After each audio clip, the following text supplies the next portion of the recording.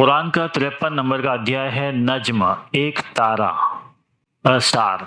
इस अध्याय में हजरत मोहम्मद की महानता बताई गई है और उन पर जो परमेश्वर वाणी अवतरित होती है या उतारी जाती है उसको शैतान की वाणी कहने वालों को चेतावनी दी गई है कि हजरत मोहम्मद को अंतिम इशदूत के रूप में परमेश्वर ने दुनिया में भेजा, जिसने दुनिया के एक हिस्से में शांति कायम करके दिखला दिया और लोगों को कुरान के रूप में मार्गदर्शन देकर बता दिया कि कैसे सारे विश्व में परमेश्वर का राज्य स्थापित किया जा सकता है, जिसे राम राज्य का हो या इसराइल में मसीहा या मसीह का राज्य। सारे धार्मिक और आदि ग्रंथों में न केवल हजरत मोहम्मद के विषय में बल्कि उनके साथियों के विषय में भी भविष्यवाणी दी गई है, लेकिन उन ग्रंथों में मोहम्मद के नाम को बदल दिया गया है, जिससे लोगों को अंतिम इशदूत को पहचानने में बड़ी मुश्किल हो रही है। और अभी भी लोग कल की अवतार मसीह या मैत्री का इंतजार कर रहे हैं। हजरत मोहम्मद से पहले जितने भी इशदूत आए वो सब अपने अपने समुदाय और एक क्षेत्र के लिए आए।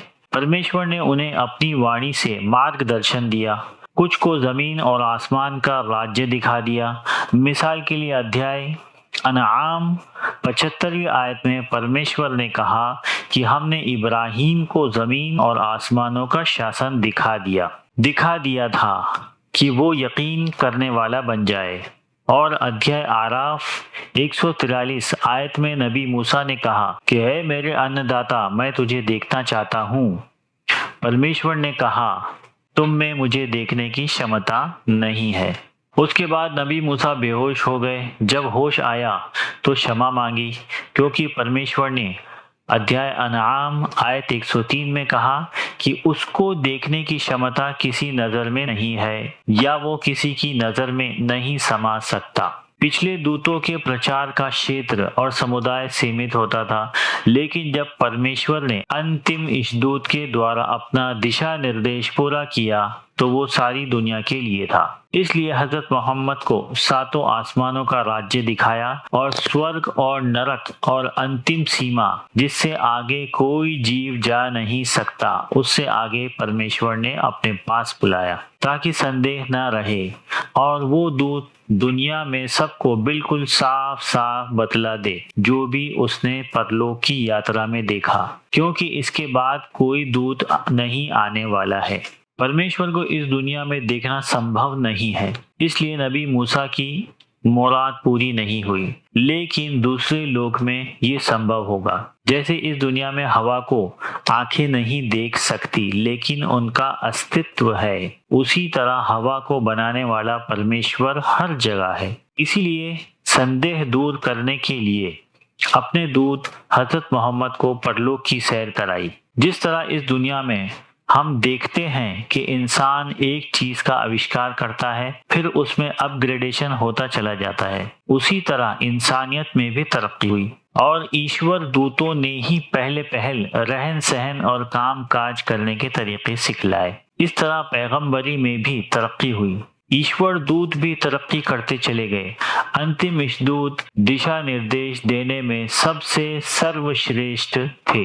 परमेश्वर ने अध्याय माइदा आयत 3 में कहा कि हमने तुम्हारे लिए धर्म पूरा कर दिया और नेमत निछावर कर दी और तुम्हारे लिए इस्लाम धर्म को पसंद किया। और हजरत मोहम्मद ने अपने आप को दूसरे दूतों से श्रेष्ठ कहने से मना किया। परमेश्वर ने अध्याय कलम में कहा कि तुम सबसे महान रचना हो। श्रेष्ठता बताने का कारण ये है कि नज्म तारा, जिसको साइरियस, जो सूरज से भी बड़ा और चमकदार होता है, वो अपने ऑर्बिट या एक्सिस से भटक सकता है, लेकिन तुम्हारा साथी मोहम्मद, जिसे तुम गुमराह और दीवाना और जिन से सीखने वाला और जादूगर न जाने क्या क्या कह रहे हो, वो कभी भटक नहीं सकता या गलत मार्ग नहीं बता सकता। हजरत मोहम्मद ने कहा, क्या कभी किसी कारवान के गाइड या रहबर ने अपने कारवान को गलत रास्ते पर चलाया है? नबी तो एक चरवाहे की तरह अपने रेवड़ का रखवाला होता है, तो फिर मैं कैसे अपने लोगों को अंधकार में छोड़ सकता हूँ? हजरत मोहम्मद ने ये सूरह काबा के सामने भीड़ में पढ़ी और अंतिम आयत, बस एक परमेश्वर के लिए सजदा करो और उसी के बंदे बनकर रहो, पढ़ने के बाद सजदा किया तो सब लीडर भी उसके असर से सजदे में गिर गए। लेकिन जब बाद में उन्हें एहसास हुआ तो खिसियाने होकर उन्होंने बात बनाई कि मोहम्मद ने हमारी देवियों की प्रभावशीलता और परमेश्वर के नजदीक हिमायत की बात कही थी, इसलिए हमने भी सजदा कर लिया। क्योंकि वो लोग छोटी छोटी बातों को पकड़कर उन्हें बड़ा मुद्दा बना देते थे। लेकिन इस बार उन्होंने झूठा इल्जाम भी लगा दिया कि जो बात नहीं कही वो भी हजरत मोहम्मद के सिर मढ़ दी। इसलिए परमेश्वर ने पहली ही आयत में हजरत मोहम्मद की स्थिरता और पक्केपन का सबूत दिया कि ईश्वर वाणी में कोई भी शैतान अपनी बात नहीं मिला सकता। ये लोग झूठा इल्जाम लगा रहे हैं और जो भी परमेश्वर वाणी को पिछले लोगों की कहानियां बोलकर नहीं मानेगा उसके हिस्से में अंधकार ही आएगा।